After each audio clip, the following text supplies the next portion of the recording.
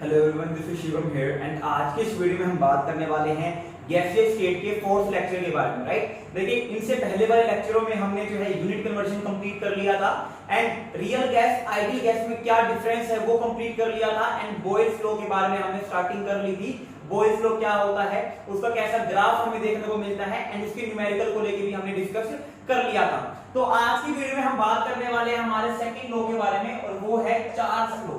ठीक है, आज की वीडियो में हम बात करने वाले हैं हमारे नेक्स्ट लॉ के बारे में, दैट इज चार्ल्स लॉ।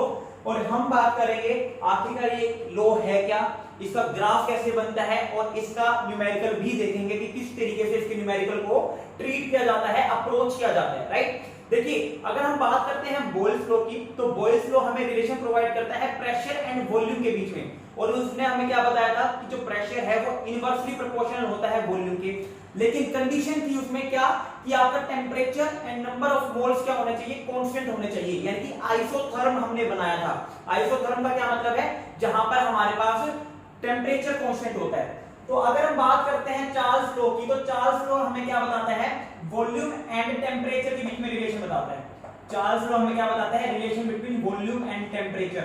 और चार्ल्स लॉ ने हमें क्या कहा, अगर आप क्या करो, अगर आप प्रेशर को कांस्टेंट कर दो, अगर आप pressure and number of moles को क्या कर दो, कांस्टेंट कर दो, तो उस कंडीशन के ऊपर जो आपकी वॉल्यूम है वो डायरेक्टली प्रोपोर्शनल होती है टेम्परेचर के।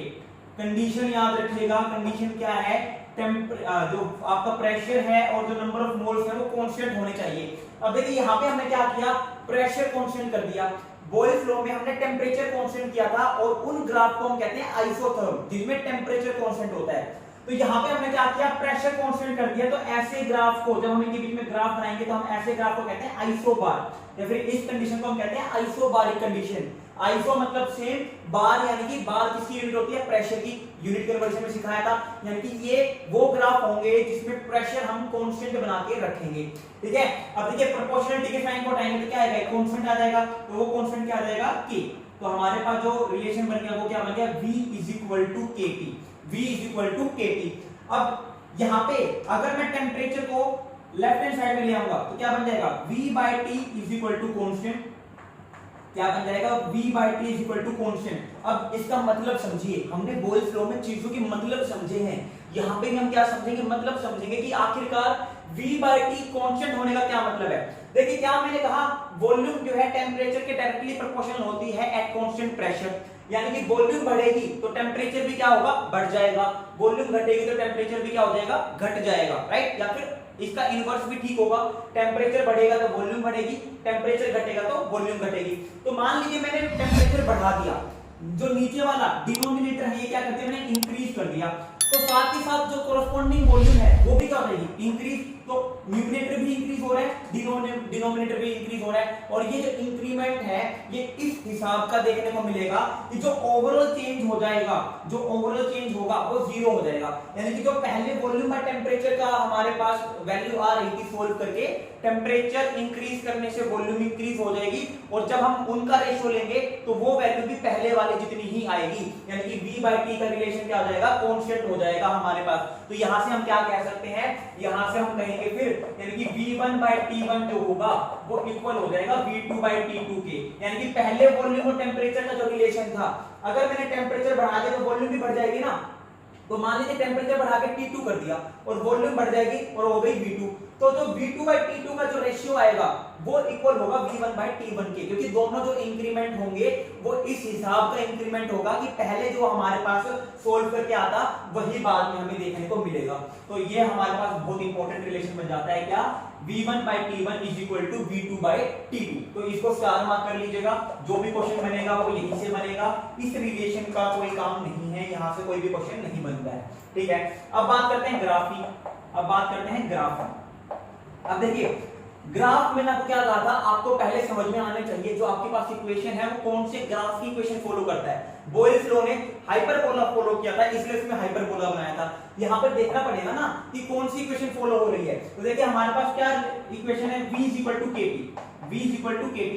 तो ये हमारे पास देखो, हाइपरबोला में मैंने क्या कहा था, हाइपरबोला में कुछ ऐसी इक्वेशन होती है y = 1/x टाइप की, ठीक है, इस टाइप की इक्वेशन होती है। रेसिप्रोकल में कुछ ना कुछ रहेगा, यहां पर तो कुछ भी नहीं है, यानी कि ये मेरे पास क्या है, ये मेरे पास स्ट्रेट लाइन इक्वेशन है, ये y, ये m, ये x, और जो y इंटरसेप्ट है वो क्या हो जाएगा 0, यानी कि यहाँ पे क्या बनेगा, स्ट्रेट लाइन इक्वेशन बन जाएगी। ठीक है, तो ग्राफ को रटो मत, मैं आपको बहुत बार समझा चुका हूँ, रटोगे तो फंसोगे। तो यहाँ पे क्या बनेगा, वॉल्यूम और टेम्परेचर के बीच में ग्राफ बनेगा। अब देखो आप कहोगे सर y इंटरसेप्ट जो है ना वो 0 है, यानी कि जो ग्राफ है ना वो 0 से स्टार्ट होना चाहिए और सीधा चला जाएगा। सीधा क्यों जाएगा, फिर दोनों डायरेक्टली प्रोपोर्शनल है। देखो यहाँ पे टेम्परेचर कुछ था, इसके कोरोस्पोंड में कुछ वॉल्यूम थी, इस साइड जा रहे हैं टेम्परेचर बढ़ रहा है, ऊपर जा रहे हैं वॉल्यूम बढ़ रही है। अब मैंने टेम्परेचर बढ़ा दिया, ऑब्वियस सी बात है ये वाला जो टेम्परेचर है वो इसके कंपेयर में तो ज्यादा है ना, तो टेम्परेचर बढ़ा दिया, तो अगर वॉल्यूम डायरेक्टली प्रोपोर्शनल है तो वॉल्यूम भी बढ़ेगी, टेम्परेचर बढ़ेगा तो देखो वॉल्यूम भी बढ़ गई। इस टेम्परेचर पे इतनी वॉल्यूम थी, टेम्परेचर बढ़ाने तो वॉल्यूम तो बढ़ गई। तो ये हमारे पास क्या है, इसे हम कहते हैं आइसोबार, वॉल्यूम वर्सेस टेम्परेचर के बीच में ग्राफ बना हुआ है, और इस ग्राफ को हम कहेंगे आइसोबार, क्योंकि ये प्रेशर कांस्टेंट कर दिया तब बना हुआ है। अब देखो कई बच्चों का डाउट रहता है सर यहाँ पे हमने जब बुक में देखा ना तो वॉल्यूम और टेम्परेचर का जो ग्राफ है वो इस तरीके से बना हुआ है, जबकि आपने कहा था सर y इंटरसेप्ट तो 0 है, तो ये 0 से स्टार्ट होना चाहिए। बच्चों ठीक है, बिल्कुल बात ठीक है, y इंटरसेप्ट 0 है, 0 से स्टार्ट होना चाहिए, लेकिन y इंटरसेप्ट जो 0 है ना उसकी एक कंडीशन है, जो y इंटरसेप्ट 0 है उसकी कंडीशन क्या है, हमारे पास जो वॉल्यूम है, देखो वॉल्यूम है ना 0 तो नहीं हो सकती, कोई भी गैस है उसकी वॉल्यूम 0 कैसे हो सकती है, अगर वॉल्यूम 0 नहीं है तो बेशक y इंटरसेप्ट 0 हो चाहे ना हो, हम 0 से स्टार्ट नहीं कर सकते, यहाँ पे एक फ्लो है। दूसरी बात, ठीक है, आप कहोगे सर फिर तो इक्वेशन कैसे काम की, आप तो बैठे बैठे खड़े खड़े इस इक्वेशन को खराब कर रहे हो, मतलब कि इक्वेशन कह रही है 0 से स्टार्ट करो, आप कह रहे हो वॉल्यूम 0 नहीं हो सकती, तो यानी कि 0 से स्टार्ट मत करो, यानी कि फिर ये इक्वेशन गलत होनी चाहिए, क्योंकि 0 से स्टार्ट नहीं हो रहा है, यानी कि y इंटरसेप्ट की कुछ ना कुछ तो वैल्यू होनी चाहिए ना, या फिर इसको आप समझा दो क्या मतलब है इसका। ठीक है, समझा देता हूं। जो y इंटरसेप्ट है ये 0 कब होता है, ये 0 होता है हमारे पास एब्सोल्यूट 0 पे, जो वॉल्यूम होगी हमारे पास किसी भी गैस की वो 0 होती है एब्सोल्यूट 0 पे, और एब्सोल्यूट 0 क्या होता है, -273 केल्विन, -273 केल्विन को कहते हैं हम, सॉरी -273 डिग्री सेल्सियस को, -273 डिग्री सेल्सियस को कहते हैं एब्सोल्यूट 0, और ये वो टेम्परेचर होता है जिसमें किसी भी गैस, कोई भी गैस ले आओ उसकी जो वॉल्यूम होगी वो 0 हो जाएगी। ठीक है, अब ये टेम्परेचर अचीव करना पॉसिबल नहीं होता, कुछ ना कुछ तो टेम्परेचर रहेगा, मे बी 0 डिग्री, -28, -32, -78, -120 कुछ तो रहेगा। इसी वजह से अगर ये टेम्परेचर अचीव ही नहीं हो पा रहा तो वॉल्यूम 0 कैसे हो सकती है, राइट। तो ठीक है, ये बात y इंटरसेप्ट 0 तब होगा, जो ग्राफ है वो 0 से तब स्टार्ट होगा जब ये टेम्परेचर हमने क्या ले लिया 273 माइनस का डिग्री सेल्सियस, ठीक है, या फिर आप कह सकते हो 0 केल्विन। कन्वर्जन सिखाया था, यूनिट कन्वर्जन की वीडियो नहीं देखी है तो लिंक डिस्क्रिप्शन बॉक्स में जाके देखने को मिल जाएगा, सारे यूनिट कन्वर्जन आपको सिखा दिए मैंने ऑलरेडी, राइट। ठीक है, तो वॉल्यूम और टेम्परेचर का ग्राफ बना है, यहां से अगर स्टार्टिंग हुई है, यानी कि ये जो मेरा टेम्परेचर है ये 0 केल्विन नहीं है, मान लीजिए मैंने यहाँ पे कह दिया 0 डिग्री से स्टार्ट है, टेम्परेचर वैसे केल्विन में लेंगे हम, टेम्परेचर को केल्विन में लेना, ऐसा यूनिट टेम्परेचर की क्या होती है केल्विन, तो यहाँ पे मान लीजिए मेरे पास ये क्या है केल्विन से स्टार्ट हो रहा है, ठीक है, तो यहाँ पे मान लीजिए मेरे पास जो है 1 केल्विन है, 2 केल्विन कुछ, लेकिन अगर ये 0 केल्विन में लिख दूं तो 0 केल्विन अगर मैंने यहाँ पे लिख दिया, यहाँ पे वॉल्यूम है, यहाँ पे टेम्परेचर है और टेम्परेचर केल्विन में है और ये 0 से स्टार्ट हो रहा है, तो 0 केल्विन के ऊपर क्या होता है हमारे पास वॉल्यूम 0, तब यहाँ से स्टार्ट हो जाएगी। लेकिन मान लो ये डिग्री सेल्सियस से है, मान लो डिग्री सेल्सियस में ले रखा है मैंने, ये अब तो स्टार्टिंग तो 0 से ही होती है ना हमारे पास किसी भी ग्राफ की, 0 100 वो गैप कितना ले रहे हो आपकी मर्जी है, तो 0 डिग्री पे हमारे पास 0 डिग्री का मतलब क्या हो गया 273 केल्विन, अब 273 केल्विन पे तो वॉल्यूम 0 नहीं हो सकती, इसी वजह से यहाँ पे है ये ग्राफ। अगर आपको इसको मर्ज करना है, देखो ग्राफ को अगर आपको देखना है कहां जाएगा, एक्सटेंड करवा दो, ये ग्राफ यहाँ पे जाके टच हो रहा है, यानी कि ये वो पॉइंट है जहां पे वॉल्यूम 0 हो रही है, यानी कि ये कौन सा टेम्परेचर हो जाएगा -273 डिग्री सेल्सियस, यानी कि 0 केल्विन। तो ये हमारे पास है, इसके ग्राफ खत्म नहीं हुए, अभी और करेंगे, राइट। देखो मेरा काम आपको पढ़ाना है और मैं अपना 100% देके पढ़ाता हूँ, टेम्परेरी काम मुझे करना नहीं है, जितना मुझे पता है, जितना मैं समझा सकता हूँ उस हद तक मैं समझाता हूँ। मुझे बिल्कुल भी ये चीज करनी पसंद नहीं है कि 4 चीजें करवा आती है मुझे, 2 चीज करवा दी, अब 2 चीज बाकी जो दोबारा करवाने के लिए मैं नई वीडियो बनाना स्टार्ट करूंगा। मतलब ये चैप्टर खत्म करवाने के बाद मैं कहूंगा हम अब और अच्छे लेवल पे पढ़ेंगे, और अच्छे लेवल पे मैं आधी बातें तो सेम यही बता रहा हूं, जो 2 बातें मैंने जानबूझ के छुपाई थी वो 2 नई बातें ऐड कर दी और कह दिया आपको कि अच्छा अब देखो हमने और एक्सट्रीम लेवल पे पढ़ लिया। ये देखो मेरे से नहीं होता, मुझे पता है बच्चों का टाइम कितना प्रीशियस है, इतने ज्यादा चैनल है YouTube पे आज की डेट में, क्या करते हैं कोऑर्डिनेशन स्टार्ट करवाई है, कोऑर्डिनेशन के 20 चैप्टर लेक्चर डाल दिए, उन 20 लेक्चर में कुछ भी नहीं पढ़ाया, आधी कोऑर्डिनेशन पढ़ाई है। अब कहेंगे हम एडवांस लेवल पे लेके जाएंगे, फिर वही कोऑर्डिनेशन शुरू से स्टार्ट करवा दी, हर चीज हर टॉपिक में 2-2 नई बातें बता दी, और वही जो पुरानी चीज थी उसको और बड़ा कर दिया और लेंथी कर दिया। यार तुम पहले भी करवा सकते थे इस चीज को, तो राइट उस चीज को तुम पहले भी करवा सकते थे। मान लो जो नई बातें बताई है वो स्पेसिफिक कोई सीएसआई या नेट के बच्चों के लिए है, वीडियो के ऊपर लिख दो सीएसआई या नेट के लिए, ताकि एमएससी वाले बच्चे पढ़ेंगे ही नहीं। क्यों टाइम इतना खराब करते हो? मैं चैनल का नाम नहीं लूंगा, मुझे मतलब गुस्सा थोड़ा सा काफी रहता है इस चीज को लेके, बाकी ठीक है उनकी मर्जी है, मैं कुछ कह नहीं सकता, काफी बड़े चैनल है वो, हमारा तो ठीक है छोटा लेवल का चैनल है, ठीक है। अब देखते हैं थोड़ा सा कंपेयर करके, हम थोड़ा सा कंपेयर करते हैं। मान लो क्वेश्चन आ जाए आपके पास, आपने बनाया वॉल्यूम और टेम्परेचर के बीच में ग्राफ, यहाँ पे मैंने केल्विन ले लिया, टेम्परेचर ले लिया केल्विन में, 0 केल्विन पे अगर टेम्परेचर है मेरे पास तो वॉल्यूम का ग्राफ तो यहाँ से स्टार्ट होगा, समझा दिया मैंने आपको। अब पता चल गया होगा कब यहाँ से स्टार्ट करवाना है, कब यहाँ से स्टार्ट करवाना है। मान लो मेरे पास 3-4 लाइन है, ये मैंने कहा P1 है यहाँ पे प्रेशर, यहाँ पे P2, यहाँ पे P3, यहाँ पे P4, ठीक है। अब मुझे बताओ P1, P2, P3, P4 में क्या रिलेशन है, मुझसे पूछा गया P1, P2, P3, P4 में क्या रिलेशन है। तो चार्ल्स लॉ ये अगर आपने बोयल्स लॉ देख लिया है, उसकी वीडियो देख ली है, नहीं देखी तो देख के आओ, अगर देख ली होगी तो आप इसको आराम से कर सकते हो, कोई भी दिक्कत नहीं आएगी। तो मैंने क्या कहा था, एक चीज को कांस्टेंट कर दो, मान लो मैं वॉल्यूम को कांस्टेंट कर देता हूं, तो मैंने कर दी वॉल्यूम कांस्टेंट, ये कर दी मैंने वॉल्यूम कांस्टेंट, ठीक है ओके। अब इस ग्राफ का इस वॉल्यूम पे ये टेम्परेचर है, इसका टेम्परेचर है ये और इसका टेम्परेचर ये। अब देखो मैंने क्या कर दी, वॉल्यूम सबकी कांस्टेंट कर दी थी, वॉल्यूम कांस्टेंट करने के बाद सॉरी जो चौक है वो थोड़े से उड़ रही है इस चक्कर में, ठीक है कोरोना नहीं हुआ मुझे, ठीक है अब देखो हमने क्या कर दी, वॉल्यूम कांस्टेंट कर दी हर पॉइंट पे। अब हमने क्या किया, वॉल्यूम कांस्टेंट करने के बाद टेम्परेचर देखा, ये टेम्परेचर मान लो T1 है, ये T2 है, ये T3 है और ये T4 है। अब देखो सबसे ज्यादा टेम्परेचर किसका है, इसका। और मैंने आपको क्या बताया था, प्रेशर और टेम्परेचर के बीच में डायरेक्ट रिलेशन होता है। अगर आप टेम्परेचर इंक्रीज करते चले जाओगे तो गैस क्या करेगी, गैस को काइनेटिक एनर्जी मिलेगी, इधर उधर रैंडम भागेगी, और अगर भागेगी तो वोल्ट के ऊपर जाके ज्यादा तेज स्ट्राइक करेगी, ज्यादा तेज अगर वो जाके स्ट्राइक करेगी तो क्या होगा, प्रेशर बढ़ेगा। क्योंकि प्रेशर क्या होता है गैसेस के केस में, जो वॉल ऑफ कंटेनर के ऊपर जो प्रेशर लगा रही होती है वही गैसेस का प्रेशर होता है, राइट। तो होगा क्या, सबसे ज्यादा टेम्परेचर जो है वो इस P1 का है, यानी कि सबसे ज्यादा टेम्परेचर P1 का है, तो P1 भी सबसे ज्यादा पाएगा ना, क्योंकि प्रेशर डायरेक्टली प्रोपोर्शनल होता है टेम्परेचर के। नेक्स्ट लो में पढ़ेंगे, तो यानी कि P1 सबसे ज्यादा, फिर क्या आ जाएगा P2, फिर P3, फिर P4, यानी कि इनके बीच में रिलेशन क्या है, P1 सबसे ज्यादा, देन P2, देन P3 और फिर आता है हमारे पास P4। ये हमारे पास क्या है, इनके बीच में relation P1, P2, P3 and P4। तो ये हमारे पास बन गया इनके बीच में, ये हमारे पास क्या बन गया, इनके बीच में रिलेशन कर्व, ठीक है। अगर हमें वॉल्यूम टेम्परेचर ग्राफ दे रखा है, प्रेशर के बीच में रिलेशन बताना है, तो क्या करो, एक चीज को फिक्स कर दो। अगर चलो मान लो आप कहोगे सर हमें तो आपने अभी तक ये लो पढ़ाया नहीं है, जो कि नेक्स्ट लो है, आप क्या करो, टेम्परेचर को कांस्टेंट कर दो। मान लीजिए आप किसी चीज को कैसे कर सकते हो, देखो हर एक चीज को, मैं कभी भी ये नहीं कहता जिस मेथड से मैंने करवाया है आपको वो फॉलो करना जरूरी है। अगर आपके पास इतना माइंड है, अगर आपके पास इतनी एफिशिएंसी है कि आप उसको किसी और तरीके से कर सकते हो, तो बेशक करो। It is all about you, आप कितना अच्छे से अपने मेथड से प्रेडिक्ट कर सकते हो। अगर आपके पास खुद का कोई मेथड है तो बेशक उनसे आप क्वेश्चन को सोल्व करो।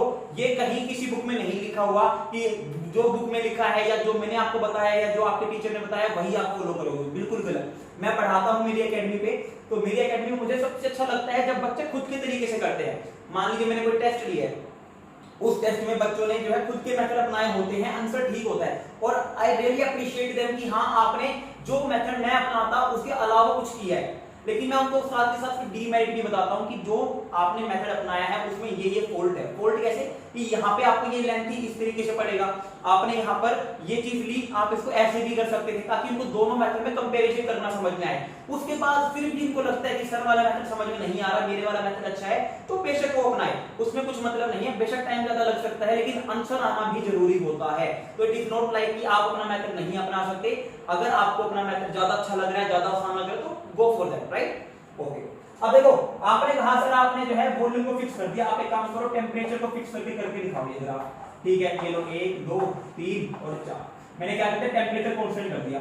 अब इस टेम्परेचर पे ये वॉल्यूम है, इस टेम्परेचर पे ये, इस पे ये और इस पे ये मेरे पास मान लो P1 है, ये P2 है, ये P3 है और ये P4 है, ठीक है? आप कहोगे सर आप तो फंस गए, मेरा कैसे? आप कहोगे सर आपकी बार P1 की जो वॉल्यूम है वो सबसे कम दिख रही है, ये V1 ये V2 ये V3 और ये V4, आप तो फंस गए सर, क्योंकि पिछली बार टेम्परेचर ज्यादा आ गया था तो प्रेशर ज्यादा कह दिया, अब वॉल्यूम जिसकी सबसे ज्यादा उसका प्रेशर भी सबसे ज्यादा है ना। अरे बच्चों बॉयल फ्लो में क्या बताया था, प्रेशर इनवर्सली प्रोपोर्शनल होती है वॉल्यूम के, जितनी कम वॉल्यूम उतना ज्यादा प्रेशर, तो सबसे कम वॉल्यूम तो P1 की है, तो P1 सबसे बड़ा हो गया ना, क्योंकि जितनी कम वॉल्यूम उतना ज्यादा प्रेशर, दोनों इनवर्स रिलेशन में है। इससे भी क्या बनेगा, यही बनेगा हमारे पास, इससे भी हमारे पास यही हमें देखने को मिलेगा, राइट? तो ये थे हमारे पास ग्राफ, और जितना भी ग्राफ के बारे में आपको पता होना चाहिए वो सारी बातें मैंने आपको बता दी है, इसके अलावा ग्राफ से आपके पास कोई भी क्वेश्चन देखने को नहीं मिलेगा, राइट? अब चलिए बात करते हैं इसकी न्यूमेरिकल को लेके। अब बात करते हैं छोटे से न्यूमेरिकल को लेके। देखिए जैसा कि मैंने आपको कहा था न्यूमेरिकल में आपको टाइम टू टाइम जो है जरूरत पड़ेगी इस चीज की, यूनिट कन्वर्जन की, तो यूनिट कन्वर्जन आपको आना चाहिए ताकि आप उन चीजों को आसानी से सोल्व कर सको, ठीक है? अब देखो, अब आपको स्क्रीन पे दिख गया होगा यहाँ पर क्वेश्चन जो है क्या है, क्वेश्चन क्या कहता है, if temperature of a particular amount of a gas is increased from 27 degree Celsius to 57 degree Celsius, यानी कि T1 दे रखा है मुझे, देखो सिंपल सी बात है, चीजों को आसानी से लिखना सीखो, पहले जो चीजें गिवन है उनको लिख लो ना, उनको लिखने के बाद इवैल्यूएट करो कौन सा लो लगेगा, कैसे सोल्व करना है और किस अप्रोच के साथ सोल्व करना है। बच्चे क्या करते हैं, स्टेटमेंट पढ़ते पढ़ते सोचने लग जाते हैं यार क्या दे रखा, मतलब क्या लगाएंगे, कैसे निकालेंगे, अच्छा ये पूछा हुआ है। अरे बच्चों लिख लो, पहले चीजों को लिखोगे चीजें ज्यादा क्लियर होगी, ज्यादा आसान लगेगी और ज्यादा अच्छे से समझ में आएगी, क्योंकि बिना लिखे आप कंफ्यूज हो जाओगे, बार बार क्वेश्चन को पढ़ोगे, क्या दे रखा है, क्या निकालना है, क्या दे रखा है, क्या निकालना है, लिख लो इससे अच्छा 2 मिनट लगेगी, पूरा क्वेश्चन शॉर्ट में आपके सामने लिखा आ जाएगा, ठीक है? तो T1 दे रखा है हमें कितना 27 डिग्री सेल्सियस, ठीक है? T2 दे रखा है हमें 57 डिग्री सेल्सियस, ठीक है? हमें क्या रखा है, if the temperature of a particular amount of a gas is increased from 27 degree Celsius to 57 degree Celsius, find the final volume of the gas if the initial volume is 1 liter and pressure is constant, ठीक है? सबसे पहली बात तो initial volume देती मुझे 1 litre, final volume मुझसे पूछी हुई है, यानी कि जब मैंने T1 से T2 टेम्परेचर किया तो जो नई वॉल्यूम बनेगी वो पूछी हुई है, और नई वॉल्यूम क्यों बनेगी, देखो एक बैलून है, अब बैलून को में आप क्या करोगे, आप अगर मानो टेम्परेचर देना स्टार्ट करोगे ना, बैलून में टेम्परेचर देना स्टार्ट करोगे तो गैस एक्सपैंड होने की ट्राई करेगी, और गैस अगर एक्सपैंड होने की ट्राई करेगी तो वो फूलेगा बैलून और ज्यादा फूलता चला जाएगा, यानी कि वॉल्यूम डायरेक्टली प्रोपोर्शनल होती है टेम्परेचर के। हमें क्या कहा गया साथ में, प्रेशर जो है वो कांस्टेंट है, समझ जाओ, टेम्परेचर दे रखे हैं, वॉल्यूम दे रखा है, प्रेशर कांस्टेंट दे रखा है, यानी कि कौन सा लो लग जाएगा, चार्ल्स लो लग जाएगा, राइट? ये कंडीशन सारी चार्ल्स लो की ना इस तरीके से किए जाते हैं, और हमें पता है, हमने क्या रिलेशन बताया था चार्ल्स लो में, हमें पता है रिलेशन था V1/T1 = V2/T2। अब बच्चे क्या गड़बड़ करेंगे, देखना ध्यान से, बच्चे गड़बड़ क्या करेंगे, बच्चे कहेंगे V2 निकालना है, ये बन जाएगा V2 बन जाएगा हमारे पास V1 × T2/T1, V1 × T2/T1, right? अब बच्चे क्या करेंगे, V1 दे रखा है 1 लीटर, ठीक है, ओ मिल गया, T2 दे रखा है हमें 27 डिग्री सेल्सियस, ठीक है, और T1 दे रखा है हमें 57 डिग्री सेल्सियस, और इसको सोल्व कर देंगे, आंसर आ जाएगा गलत। और मान के चलना एग्जामिनर इतने बड़े कमीने होते हैं, यहां से जो आंसर आएगा वो गिवन पाएगा। हाँ, मैं भी एग्जामिनर हो सकता हूं, मैं भी आपकी भावनाओं के साथ खेलने की ट्राई कर सकता हूं अगर एग्जामिनर हूं तो, क्योंकि आई वांट, मैं अगर एग्जामिनर हूं तो मैं ये चाहूंगा ना कि मेरे पास जो बच्चे हैं वो एकदम ब्रिलियंट माइंड के हैं, मेरे एकेडमी में कोई बच्चा है तो एकदम ब्रिलियंट माइंड का है, ऑब्वियस सी बात है, हर कोई ये चाहता है, तो कमीना कुछ नहीं होता इस चीज में, ये उनका हक है कि उनको बेस्ट बच्चे मिले, उनको ड्यूटी ये दी गई है कि आपको ऐसा पेपर सेट करना है कि उस पेपर के बाद सोल्व करने के बाद जो बच्चे हमें मिले काउंसलिंग के बाद वो बेस्ट हो, राइट? तो ऑब्वियस सी बात है, यहाँ पे से जो आंसर आएगा वो दिया पाएगा। अब गलती क्या करी, देखो गलती ये करी कि हमें टेम्परेचर को एसआई यूनिट में नहीं लिया, हमने टेम्परेचर को एसआई यूनिट में नहीं लिया, टेम्परेचर को आपको एसआई यूनिट में लेना पड़ेगा। दूसरी बात आप कहोगे सर वॉल्यूम भी तो एसआई यूनिट में नहीं है। अरे बच्चों वॉल्यूम जब हम यूज करेंगे, जब हम वॉल्यूम यूज कर लेंगे, ये वाली आंसर में वॉल्यूम लीटर में ही गिवन पाती है, मीटर क्यूब में नहीं गिवन पाएगी, तो वॉल्यूम को इसलिए हमने लीटर में ही रखा। लेकिन बाकी चीजों को तो आपको क्या करना पड़ेगा, एसआई में रखना पड़ेगा। तो एसआई में कन्वर्ट करेंगे तो T1 क्या बन जाएगा, T1 बन जाएगा 27 प्लस 273 और T2 क्या बन जाएगा, ये बन जाएगा 57 प्लस 273।